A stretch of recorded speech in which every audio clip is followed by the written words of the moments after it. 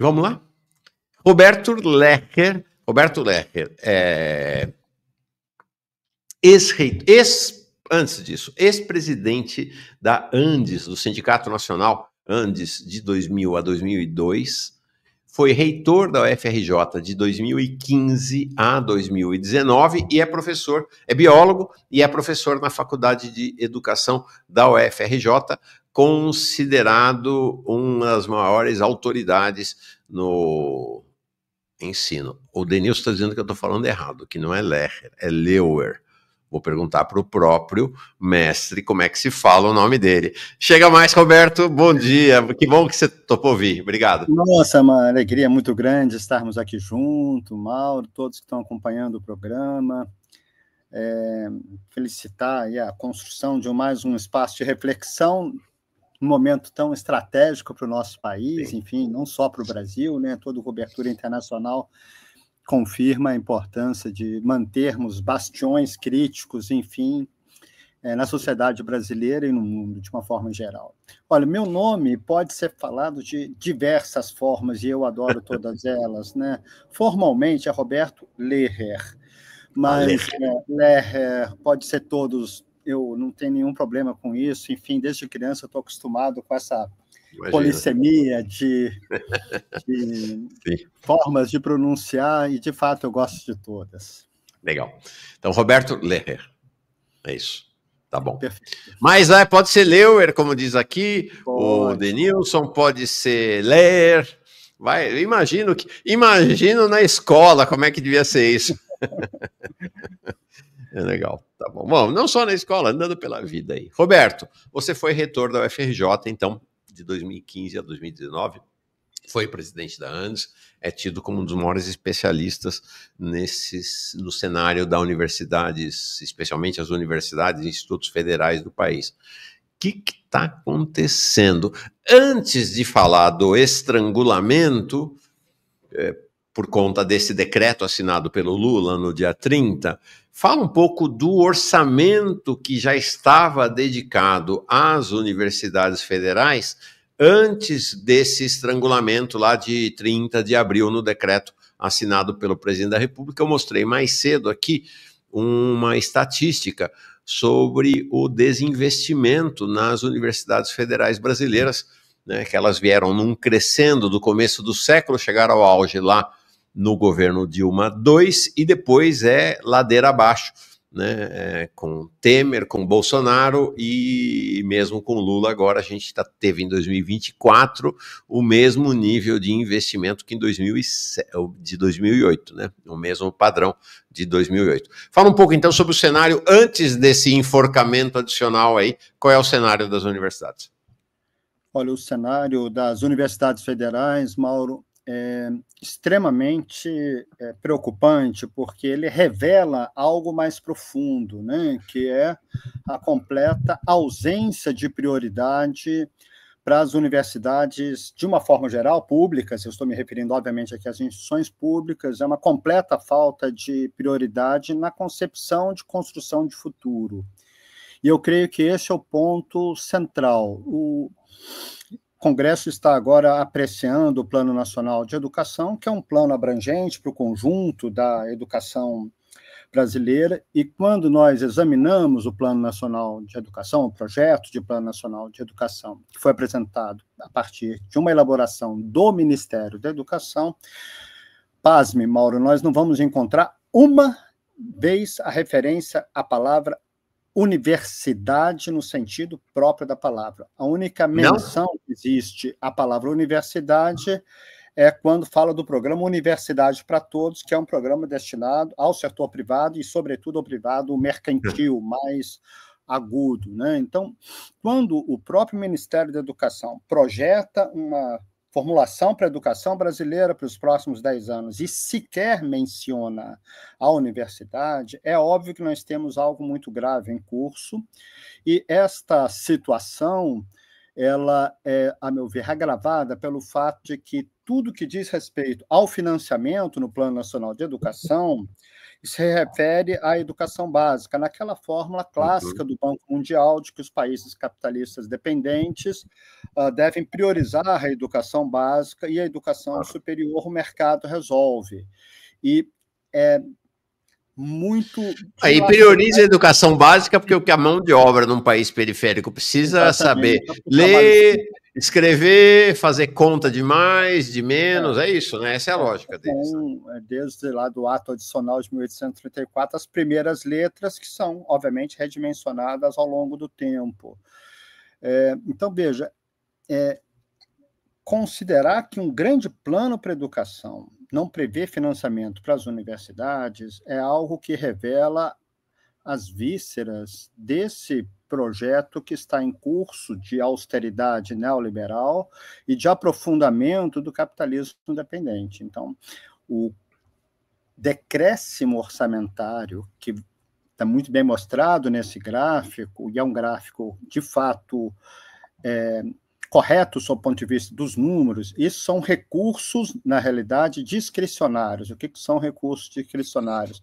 São aqueles recursos para pagar todas as contas e para fazer investimentos. Pagar a conta de restaurante universitário, energia, limpeza, segurança, transporte, água, esgoto, enfim, de tudo que diz respeito à infraestrutura e também o que deveria ser recurso de investimento, que desde 2015 desapareceu do orçamento das universidades federais, quer dizer, não existe mais recurso para investimento.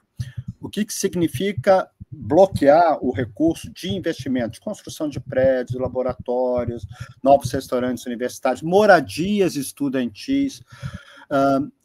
Bloquear o recurso de investimento é uma maneira explícita de bloquear o futuro das instituições de ensino superior. E eu creio que nós precisamos redimensionar esse debate, porque a questão agora do novo bloqueio, e não é o primeiro, né, esse decreto que, em vez de permitir que as instituições possam utilizar 1/12 dos recursos anuais, passa a ser 1/18, obviamente inviabilizando o pagamento de contas, né? O caso do FRJ, infelizmente, é um dos mais dramáticos, né? Por sermos uma instituição muito grande, com a sua infraestrutura construída basicamente do final dos anos 50 para os anos 60, enfim, é uma instituição que está literalmente desmanchando na sua infraestrutura. Todo esse quadro de estrangulamento orçamentário hoje tem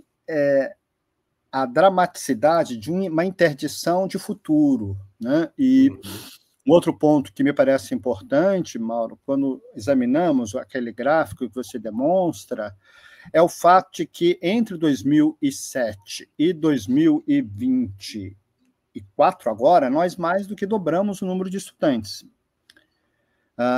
Sim, verdade. De mestrado e doutorado triplicou. E, portanto, nós tivemos uma expansão do sistema que não se concretizou em termos orçamentários. Infelizmente, né, não é infelizmente, é pior do que isso, né, nós temos que usar uma forma mais forte de expressão, e nós já percebemos um decréscimo relativo do número de estudantes das universidades federais e estamos com uma taxa de evasão inaceitável por conta da assistência estudantil, ou seja, houve uma maravilhosa e luminosa mudança de perfil social das nossas universidades públicas em geral, as federais em particular. Isso talvez seja um dos grandes acontecimentos do início do século XXI, que finalmente nós conseguimos alterar a composição social das universidades públicas. É um processo que está em curso, mas corre o risco de haver uma porta giratória, ou seja, os estudantes entram, mas não conseguem permanecer por falta de infraestrutura para assistência estudantil. Então, é um quadro sistêmico hoje de desconstituição das universidades públicas no projeto de nação, visto a adesão, né, uma adesão estrutural do bloco de poder hoje em nosso país ao aprofundamento das chamadas vantagens comparativas, que são, a rigor, vantagens comparativas para o capital, mas que aprofundam o capitalismo dependente, como Florestan Fernandes nos ensinou. Sempre o desdobramento do capitalismo dependente é uma profunda heteronomia cultural, ou seja, uma ausência de condições objetivas para desenvolver um projeto autônomo, né, de nação capaz de assegurar o bem viver para todos que têm um rosto humano. Então, é uma situação muito preocupante. Agora, este cenário, né? Então, falando mais uma vez, antes de chegar no estrangulamento extra, né? Este cenário aqui, Roberto, porque a gente veio num processo no início do século, ali na primeira, sobretudo assim, até meados da primeira década, de crescimento, então, do orçamento das universidades, e me parece que das universidades federais, e que parece com um lançamento das universidades federais na ponta da produção da ciência e da reflexão crítica na sociedade brasileira. Esse decréscimo do orçamento que acontece de 2015 para cá está inviabilizando esta ideia da criação, da produção científica e da reflexão crítica?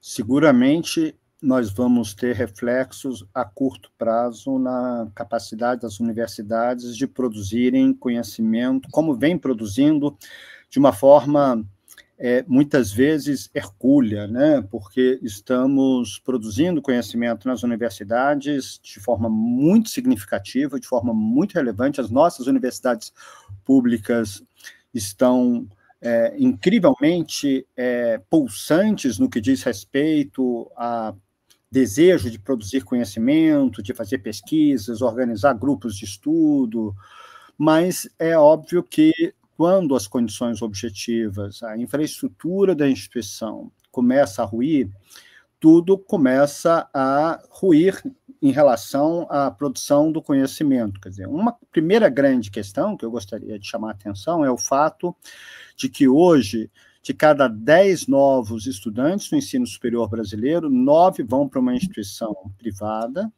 e nós podemos afirmar que desses 9, mais de 60% estão indo para cursar para uma instituição de natureza estritamente mercantil, ou seja, são sociedades anônimas, são grupos sob controle de fundos de investimento, empresas de private equity, são grandes conglomerados financeiros que estão fazendo negócios na área de educação, agora se deslocando para a educação básica, inclusive essas matérias que mostra a Prefeitura de São Paulo, o governo estadual, é o movimento capital de substituir crescentemente professores que tenham capacidade intelectual por materiais pré-programados, né, em sistemas de ensino, plataformas de trabalho, processos que a gente já vê em outros setores da economia, enfim, né, a plataformização está em curso de maneira brutal em São Paulo, mas não só em São Paulo, isso ocorre em diversos estados da federação. E, portanto, esta mercantilização feroz, sem regulação efetiva, né? Grande parte dos estudantes, hoje, já na ordem de 60%, Mauro, começa um curso à distância. A regulação recente atenuou alguns problemas, sobretudo aí na área da saúde, mas não muda a matriz de formação humana, que é, novamente, uma matriz de formação para o trabalho simples, obviamente considerando o trabalho simples no século XXI, né? Obviamente são pessoas que vão ter condições de fazer tarefas mediadas por tecnologias, mas são tarefas de execução, né? Não são tarefas de concepção, de elaboração, de produção original, de desenvolvimento científico e tecnológico. Então, está afetando, eu não tenho dúvida que as condições objetivas estão se deteriorando rapidamente, com um agravante. O estrangulamento financeiro, e é importante destacar que o orçamento do governo Lula dos 2 primeiros anos, né, que já foram concluídos do governo Lula, em termos médios, para recursos discricionários, estão na mesma ordem de grandeza do governo Bolsonaro, até um pouco abaixo do que foi o governo Bolsonaro, que utilizou o orçamento como parte da estratégia da guerra cultural, ou seja, Bolsonaro explicitamente assumiu uma estratégia política na guerra cultural de estrangular e silenciar as universidades, e para isso utilizou um orçamento de guerra, da guerra cultural. Não há como explicar, digamos, do ponto de vista de equilíbrio fiscal e qualquer outra coisa parecida, a proposição de que, no governo Lula, o orçamento das federais, das 69 universidades federais, seja o mesmo, tá, em ordem de grandeza, do governo Bolsonaro. Isso não tem nenhuma possibilidade de, digamos, uma explicação técnica. Isso é uma explicação política, né? Ou seja, é um problema de natureza política, de opções, porque os recursos, ainda hoje, de títulos da dívida para o FIES são muito superiores do que os das federais. No ano para 22, para 23, quando nós tínhamos aí um orçamento da ordem de 6,5 bi em 2023, nós tivemos um repasse para o FIES da ordem de 40 bilhões. Né? Então, é óbvio que de subsídios implícitos, né, são indicadores da Secretaria do Tesouro, é óbvio que aqui temos questões relativas à prioridade para onde caminha o futuro da educação superior no Brasil. Então, você está dizendo, então, que o orçamento das universidades federais dos 2 primeiros anos de Lula 3 é em volume equivalente ao do governo Bolsonaro, é isso? Perfeito. Ou até um pouco menor, né? É trágico, né? Imaginar essa situação, isso traz um desalento para os estudantes, porque eles chegam na universidade, vê aquele prédio derretendo, as escadas que caíram, o banheiro que não funciona. Enfim, um estudante da classe trabalhadora, muitas vezes demora 2 horas para chegar na universidade, né? Pegou um ônibus em condições penosas, o trem que quebra. Era importante, né, para esse estudante chegar numa instituição e se perceber acolhido, dizer assim, eu estou num lugar importante para o país, o que eu faço é necessário para o país, é necessário para o desenvolvimento da minha classe social, né? É necessário para forjarmos condições de bons profissionais de saúde, de educação, nas tecnologias, enfim, sentir que está num lugar que tem uma aura, que tem uma importância simbólica na nação. Não por acaso, né, as universidades, historicamente, foram se constituindo, não necessariamente como prédios monumentais, mas como instituições em que fica evidente, na própria imagem das instalações, que aquela instituição ela é uma instituição preciosa. Quando os estudantes chegam, depois de 2 horas dentro do ônibus, vão pegar 2 horas para voltar, quem estuda à noite em condições ainda mais difíceis, e percebem que aquela instituição está desmanchando, muitas vezes um estudante de uma pública, e isso é algo que nós não temos ainda estudos sistemáticos para percebermos essa movimentação, mas eu já percebo entre os meus estudantes aqueles que falam, bom, professor, eu vou optar por uma instituição à distância, porque eu não gasto esse tempo de transporte, as coisas aqui também não estão bem. Enfim, é uma quebra de sonhos, é uma quebra de projetos, né? É uma quebra de esperança em transformações mais profundas na sociedade brasileira. E isso é muito sério para um governo que tem como responsabilidade política superar, digamos, as disposições de pensamento que estão circulando na sociedade, no senso comum, como chama Gramsci, que hoje, explicitamente, são disposições de pensamento que mostram uma adesão a princípios, fundamentos, forma de sentir e ver o mundo da extrema-direita. Então, politicamente, é uma aposta gravíssima, e creio que a ausência de críticas no sentido mais amplo, né, no país, ao que está acontecendo com as universidades federais, em nome de uma, entre aspas, proteção ao governo para que a extrema-direita não retorne, é uma avaliação completamente fora de lugar, é uma avaliação que não tem fundamento no real. né? Sempre governos que aprofundam a austeridade, como nós temos visto na Europa, agora Portugal recentemente, mas não só, onde governos, entre aspas, progressistas estavam no governo, mas radicalizaram na austeridade, sempre o desalento, a decepção, a falta de horizontes é um fermento para a elaboração da extrema-direita, né? Sim. Olha, Giancarlo daqui não chega aqui como novo membro, muito obrigado. A França diz, Mauro, chama a pedagolítica da soberana, deve ser soberana, para falar de educação. A companheira, a camarada Silvana Danley manda aqui a contribuição dela e escreve, já cerrei fileira com o leitor Lerrer. É inadmissível que o Haddad deva sua projeção ao ter sido ministro da Educação e que destrua impiedosamente com as tesouradas do arroxo fiscal, diz ela. E o Paulo Roberto fala, a contradição, para dizer o mínimo, desse governo é que ano passado eles anunciaram a construção de 100 novos campi de institutos federais e 10 novos campi de Universidade Federal.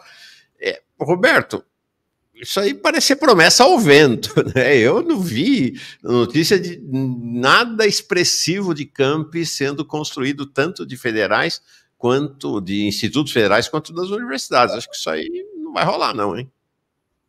E a preocupação, Mauro, é que se rolar, nós vamos ter a possibilidade de construção de campos, digamos, de baixo custo, inclusive com força de trabalho, né? Nós sabemos que já existem debates hoje no âmbito do governo, né, de uma nova geração de reforma administrativa, e eu creio que, inclusive, este bloqueio da expansão neste momento tem a ver com a possibilidade de, num outro momento, haver uma reforma administrativa para a contratação de trabalhadores precários.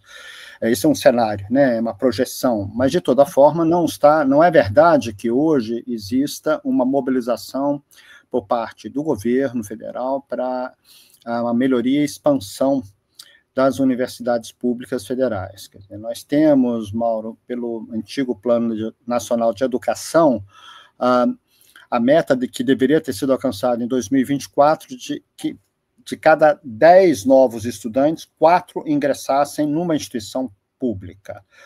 Atualmente, dos cada 10 que iniciam um curso superior, conforme eu chamei a atenção, 1 ou menos de 1 alcançam uma universidade pública, o que significa que, paulatinamente, nós vamos ter um encolhimento do número de estudantes das públicas. Sim. E a produção do conhecimento exige escala, exige interações no território brasileiro, né? Existem particularidades que nós não podemos abrir mão, como nós vamos trabalhar questões relativas às mudanças climáticas no sertão.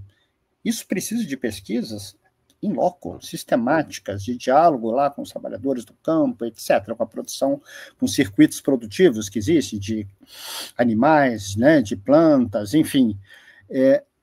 A mesma coisa está acontecendo hoje na região norte. Nós precisamos entender melhor como que essas mudanças climáticas estão afetando os ecossistemas da região norte, como é que isso interage e repercute nas cadeias produtivas, né, que poderiam estar sendo desenvolvidas. Enfim, nós precisamos da universidade pública hoje como um elemento de sobrevivência da humanidade. Claro que a universidade é uma parte disto, mas é uma parte preciosa.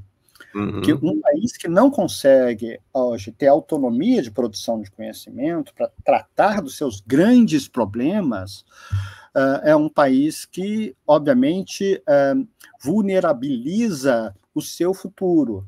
E, para concluir essa reflexão, o estrangulamento orçamentário é também uma maneira que o governo Bolsonaro utilizou para empurrar a goela abaixo aquele programa Futurice, que era, na realidade, o Vire-se, né? As universidades que caminham de seus próprios pés captem recursos no mercado. O problema é que captar recursos no mercado num país capitalista dependente é captar recursos para projetos degradados, normalmente, projetos que não envolvem, de fato, uma produção original e construtiva de conhecimento, e, portanto, quando a universidade precisa passar o PIRES, como hoje está passando, de emendas parlamentares, que são particularistas, de programas de execução descentralizada, em que o governo federal define, né, o que vai ser feito, e em contradição com a autonomia universitária, tudo isso vai criando uma situação em que a universidade passa a ser uma instituição cada vez mais voltada para demandas que são particularistas, e isto é algo que corrói a própria essência da vida universitária. Olha só. E aqui, ó o Lucas aqui dizendo exatamente isso. Lucas Casanova Silva. Sou professor no Instituto Federal de São Paulo e nosso campus de São Paulo depende de emendas parlamentares para seu funcionamento básico. Essa é a situação a que chegamos, né? Incrível, incrível. E aí tem essa contradição, né? Você torce para ter mais Instituto Federal e universidade, mas com o orçamento caindo, por outro lado, quanto mais universidade e mais Instituto Federal, menos serão cada dia mais pobres, mais miseráveis essas instituições, né? Porque o dinheiro está reduzindo. É o paradoxo, né? É um paradoxo que mostra, de fato, o não lugar das universidades públicas no fazimento, entre aspas, da nação.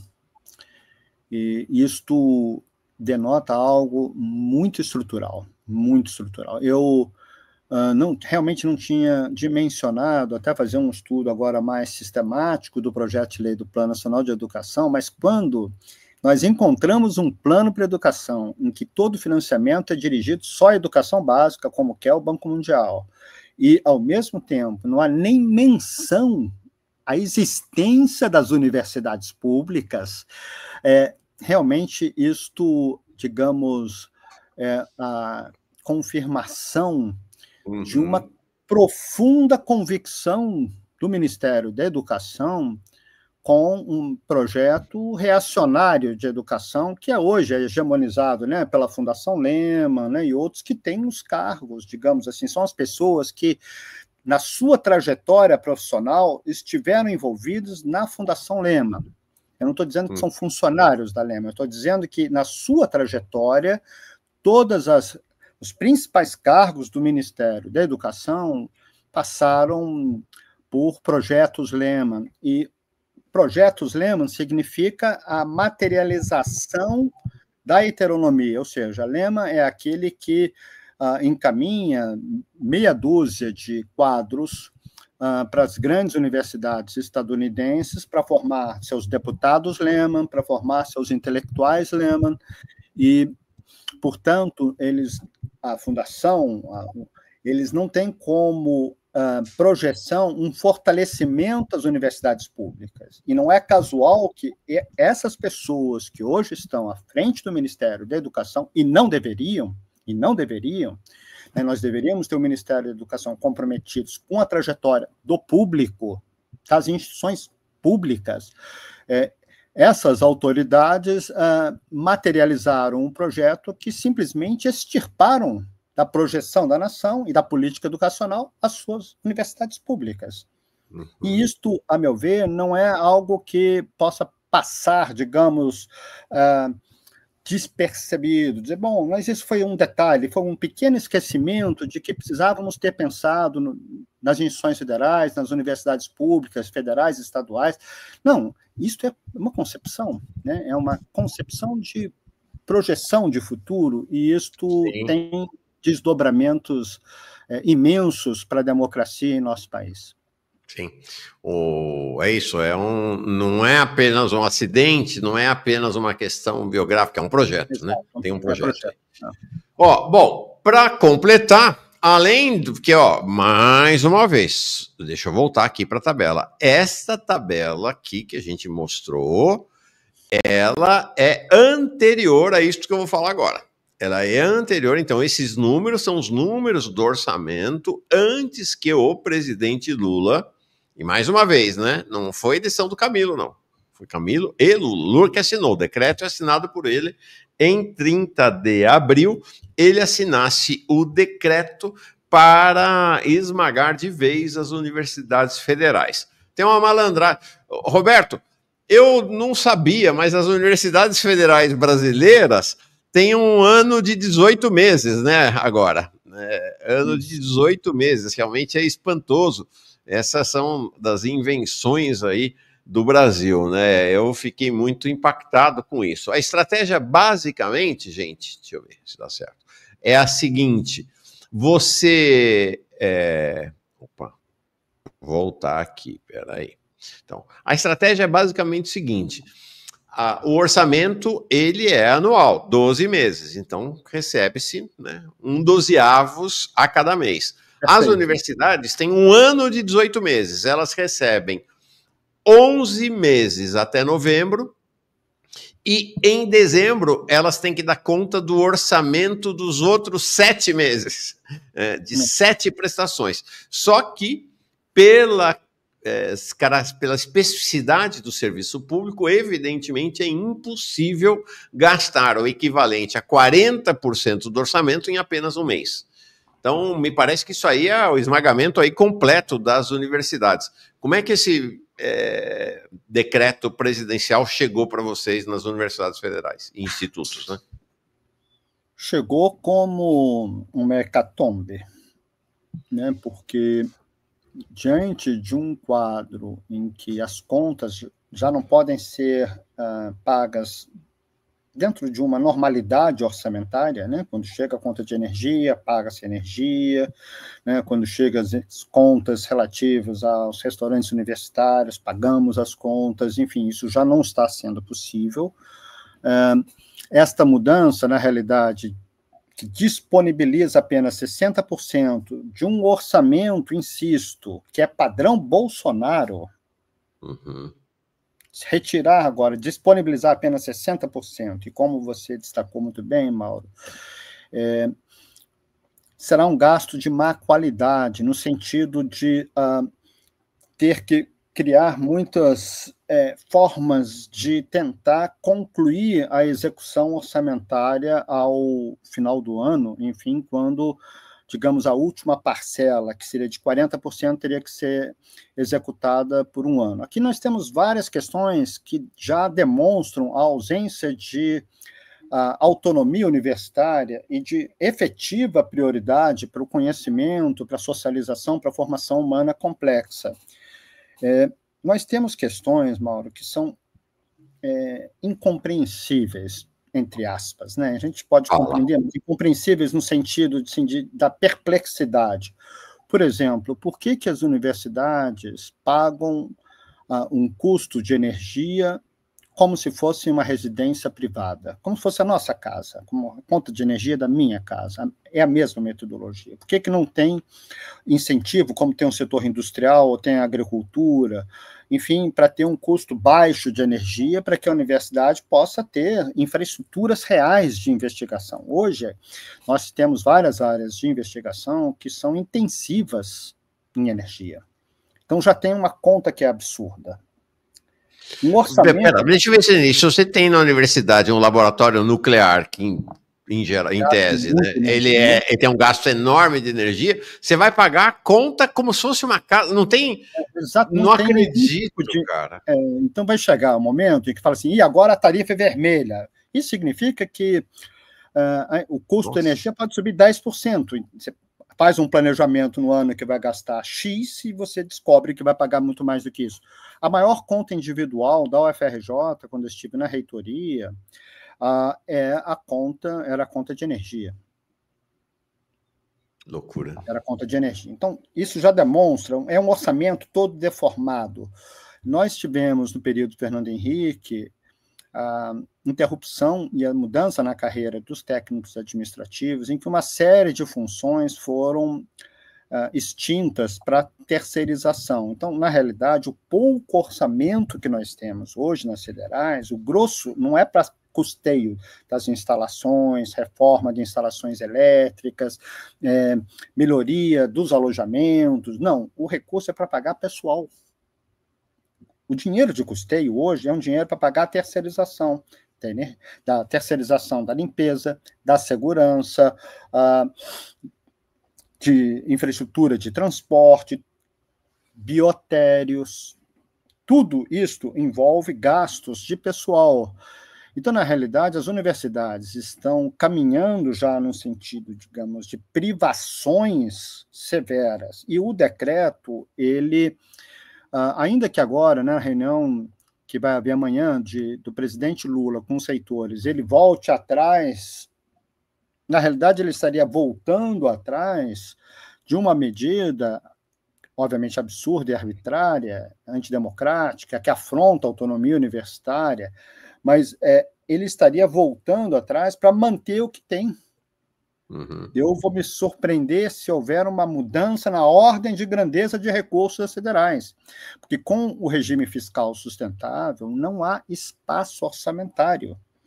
Mas ele está voltando atrás para manter o orçamento do ensino superior federal abaixo do orçamento médio do governo Bolsonaro.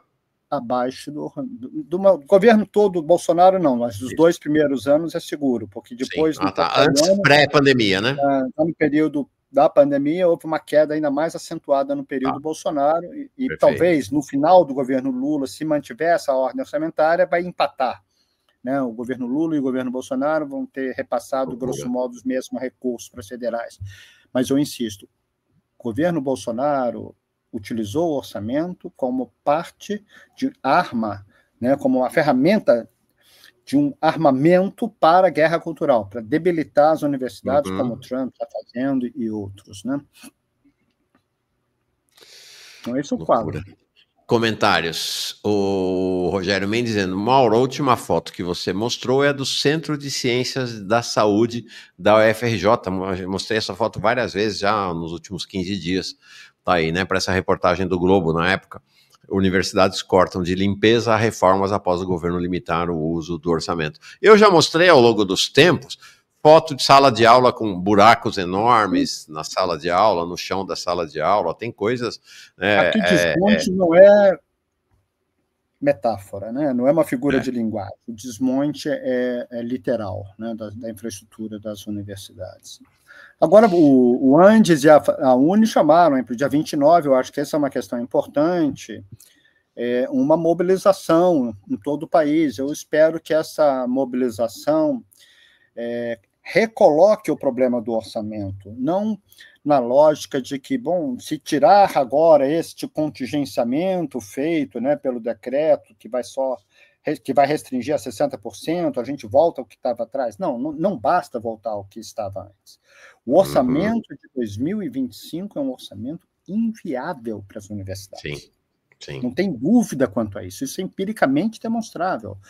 E eu insisto, é inadmissível ainda que no transcurso da tramitação do plano não haja referência ao financiamento das universidades, porque isto é a institucionalização, na forma de lei, do programa do Banco Mundial. E eu acho que a gente não pode aqui ser muito delicado na análise, porque é uma situação de emergência de tal ordem que as coisas têm que ser ditas com seus próprios nomes. É uma política banco mundialista.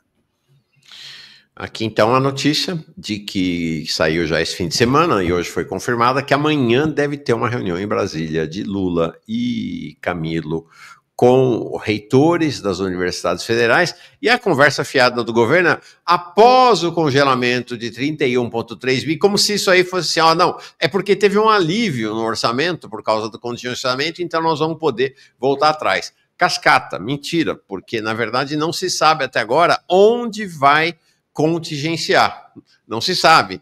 Então é só uma desculpa para justificar politicamente. E eu estava comentando antes aqui, até falamos sobre isso na nossa conversa, que essa é a estratégia que os estadunidenses conhecem como a estratégia take the goat out of the room. Take the goat off the room. Tirar o bode da sala, né? Meter o bode na sala, tá todo mundo incomodado, aí vai tirar o bode da sala, alegria, festa. Eu imagino que a Andes vai manter a manifestação, mas conhecendo a Uni, comandada pelo PCdoB, como eu conheço, que é uma direção completamente alinhada com o governo Lula, é capaz de, depois disso, eles caírem fora da manifestação, né? Porque você entra no site da Uni, gente, não precisa comentar isso, tá, Roberto? Eu fiquei esse fim de semana, fui investigar. Você entra no site da ONU, você só consegue saber de carteirinha, você não consegue ter acesso à notícia, não consegue ter acesso à informação. Aí a primeira notícia que tem é de que a exploração da margem equatorial da Amazônia vai trazer recursos para educação e saúde, uma mentira assim, deslavada. A coisa é feia ali, a coisa realmente é feia. E o pessoal comenta aqui, ó, Adriano Oliveira, no Instituto Federal, nos institutos federais, né, as direções dos campos estão desativando pavilhões de aula para economizar energia. A situação é crítica. E o João Ligori diz, na Faculdade de Direito da UFBA, tem desde goteira a sala interditada com o teto completamente comprometido por vazamento. Essa é a realidade, né? Esta é a realidade. Vão tirar o bode da sala, então, né, aparentemente. E eu espero que a manifestação seja confirmada. Em 2019, a mobilização das universidades foi o principal ponto de resistência à ofensiva do governo Bolsonaro, né? Nós tivemos manifestações muito vibrantes, muito importantes, enfim, em todo o país, mesmo em cidades pequenas, nós vimos a comunidade se dirigindo ao espaço público para defender suas universidades, e eu tenho confiança, Mauro, de que, a despeito de questões específicas das direções, existe já uma indignação que está crescendo dentro das instituições em relação à degradação das condições. É óbvio que quando as direções das entidades não constroem convicções de que essas manifestações são necessárias, e eu entendo que, mesmo para forças que apoiam, né, que são vinculadas ao núcleo governamental, e não acho que nem é o caso do PCB, que não está no núcleo das decisões, enfim, é uma força periférica, né, enfim, dentro do governo, vai haver uma percepção de que não dá mais para silenciar o que está acontecendo e que o silenciamento da crise das universidades, eu diria da educação pública, é, de fato, um silenciamento que vai irrigar a extrema-direita em nosso país. Quanto mais desalento, quanto menos sonho concreto de futuro, de fazimento de futuro, de projeção de futuro, mais desesperança, mais adesão à perspectiva de que um pai patrão vai resolver a coisa, já que as coisas não estão bem, vamos precisar de um governo forte, autoritário, que resolva por nós.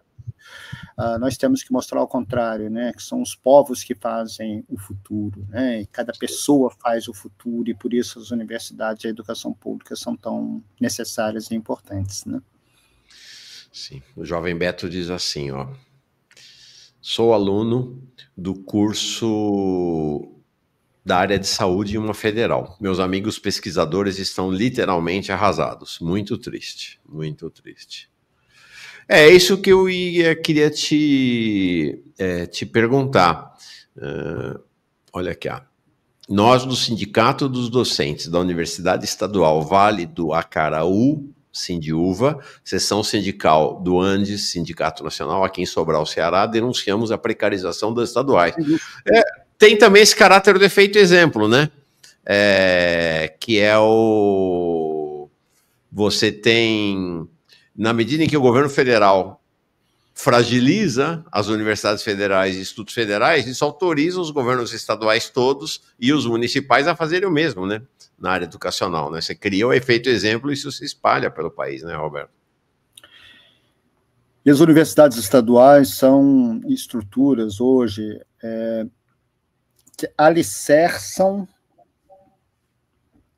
esse desejo de construção de um outro futuro. Nós vamos ter como a do Vale do Acaraú, a Universidade Estadual do Piauí, nós temos a Estadual do Pará, nós temos uma grande rede de estaduais na Bahia, né, no Paraná, enfim, nós temos as grandes instituições universitárias, né, em São Paulo, enfim, existe uma heterogeneidade de condições objetivas, mas todas elas, eu diria, estão fora, hoje, de uma concepção organizada e estruturada sobre o lugar das universidades num projeto democrático e democratizante de nação, porque muitos estados, Mauro, de fato, teriam condições precárias, difíceis de manter e expandir as suas universidades. Nós temos, por questões tributárias do país, enfim, nós temos limites.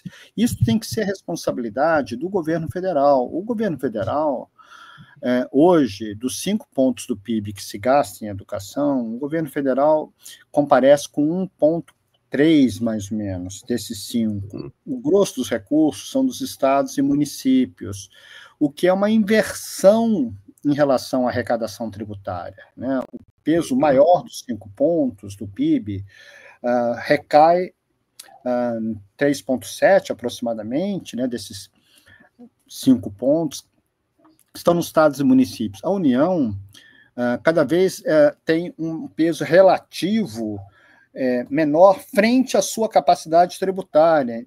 E agora, com o regime fiscal sustentável, há um encolhimento das despesas primárias, enquanto que os recursos da educação têm um crescimento vegetativo, visto que são vinculados constitucionalmente à receita livre de impostos. Como resolver isso? O governo, para manter a adesão do mercado, né, que, digamos, foi o custo da Frente Amplíssima, era o aprofundamento da austeridade.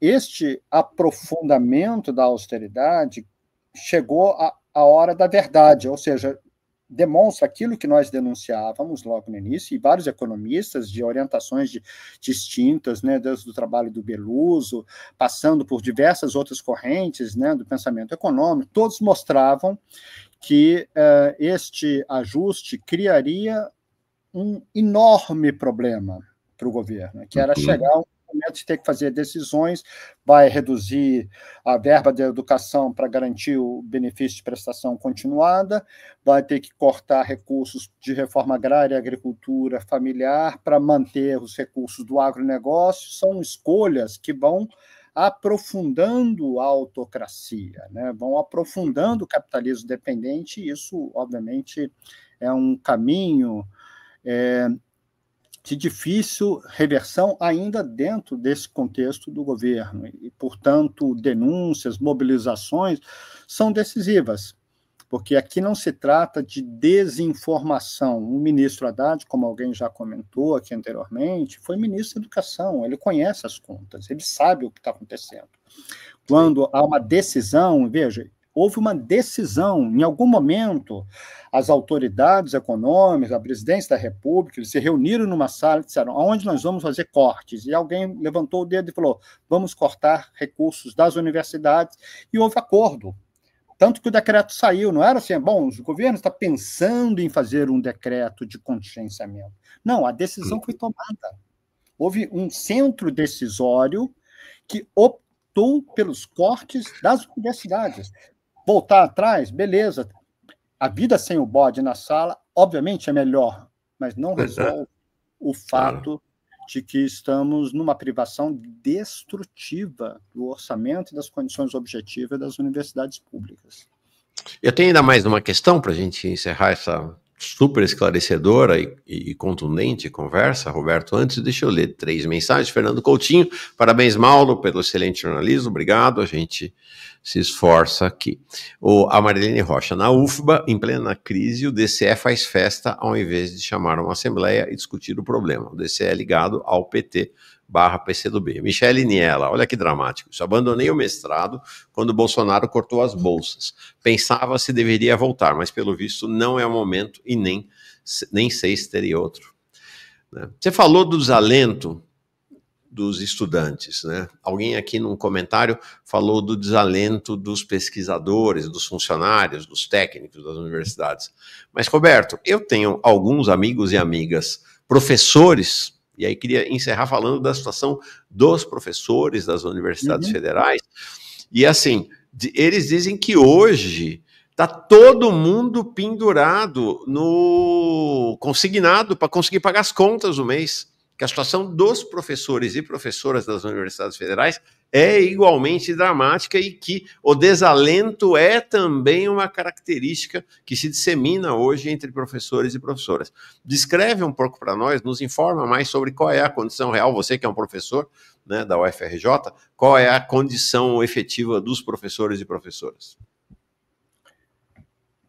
Mauro, essa é uma situação muito dolorosa, né? Nós imaginarmos que muitos dos nossos companheiros e companheiras são colegas, né, de construção da universidade, já não conseguem ter um padrão de vida mínimo básico, considerando a sua qualificação, o seu lugar no serviço público, a sua importância para a nação, em virtude de encolhimento relativo da remuneração.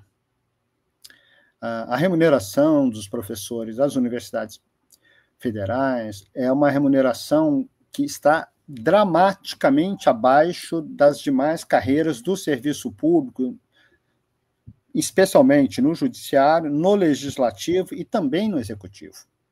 Ou seja, nós estamos num padrão salarial que está abaixo, muito abaixo, de trabalhos que têm, digamos, perfis de qualificação semelhante. Hoje, um professor com 15 anos de atividade, um doutorado, vai estar recebendo a remuneração de ingresso de um graduado no judiciário. Nossa Senhora. E isso está significando o quê? Está significando, novamente, o não lugar da universidade no projeto de país. Todos nós entendemos, digamos, as desigualdades sociais brutais que existem em nosso país, mas, por óbvio, nós não vamos resolver as desigualdades rebaixando o conjunto da força de trabalho, inclusive a mais qualificada, para um patamar inferior de remuneração. Não é assim que resolvemos a desigualdade. Nós resolvemos a desigualdade equalizando as remunerações de maneira que os de baixo possam ter uma vida digna e não rebaixando. Então, nós temos, de fato, um problema sério de endividamento. Esse endividamento, ou superendividamento de professores, já é algo, digamos, conhecido. Os próprios gerentes dos bancos conversam. Quando estive na reitoria, a própria gerência do Banco do Brasil, reitor, estamos preocupados aqui com o número de professores que já estão numa situação que caracteriza superendividamento.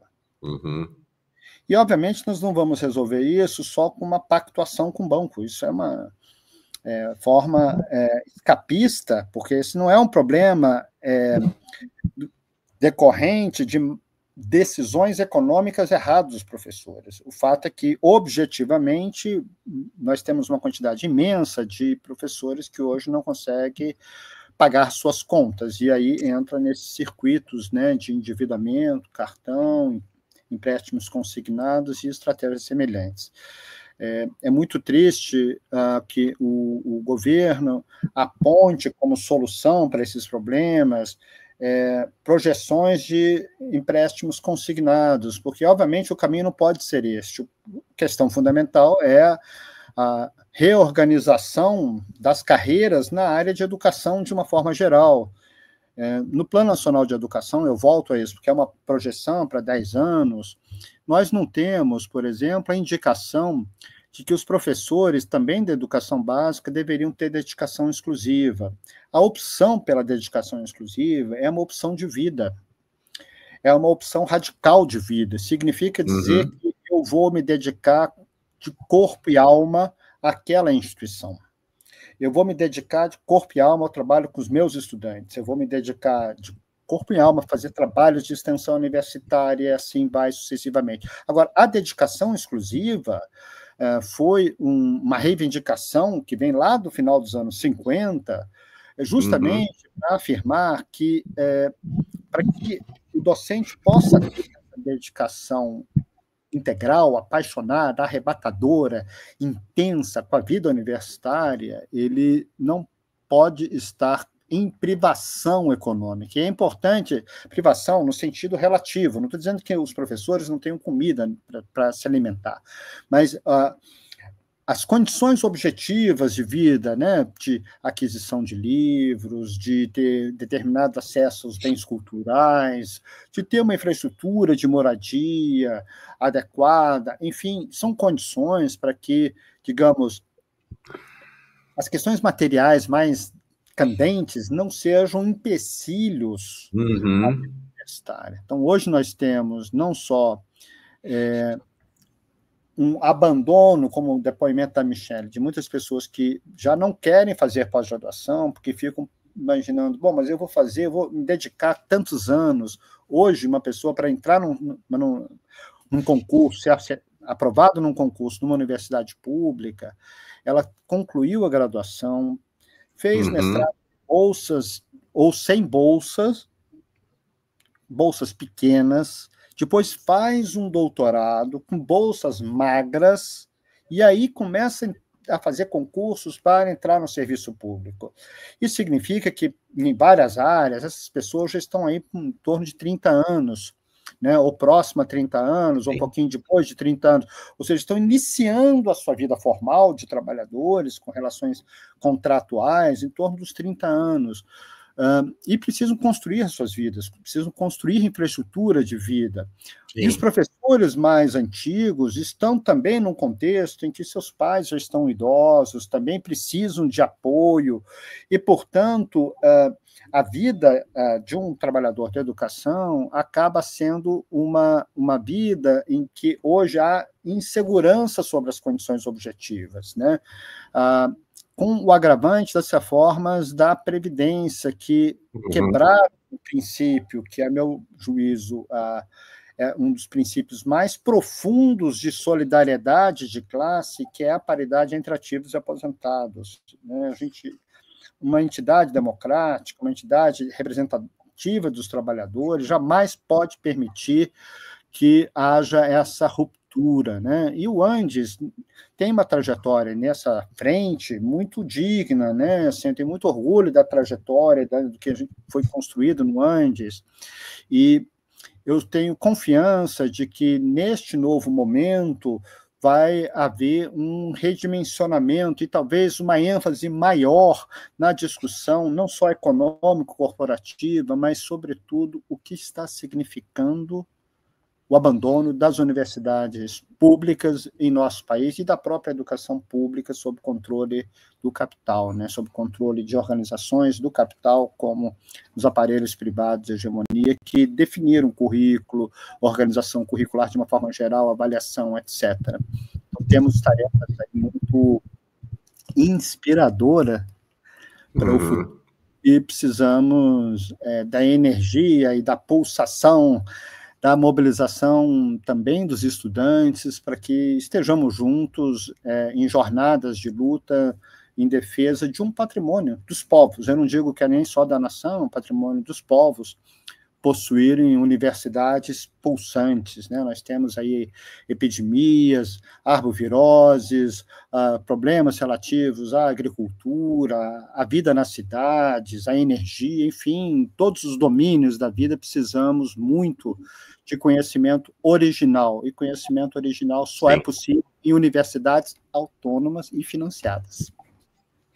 Dramático. Aqui, ó.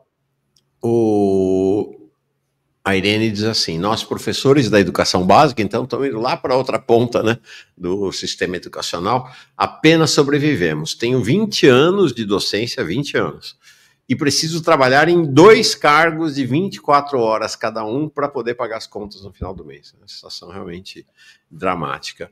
E aí, de fato, agora, para encerrar, o Nestor Padilha pergunte ao professor sobre a recente eleição do Andes e a posição da direção eleita. Acabou de acabar a eleição do Andes, e faz um comentário aí, informa a gente como é que foi o processo eleitoral. Bom, o processo eleitoral, nós tivemos 4 chapas, né, que concorreram direção do Andes. Eu acho que a própria existência de 4 chapas é um ponto de reflexão, né? Digamos, tivemos 2 chapas da base mais orgânica do governo, ou seja, são 2 chapas lideradas pelo PT ou forças que estão à direita do PT, como foi basicamente a chapa 4, mas que tem um DNA mais governista, né? Que está bem presente na história do Andes, em vários momentos isso aparece, enfim.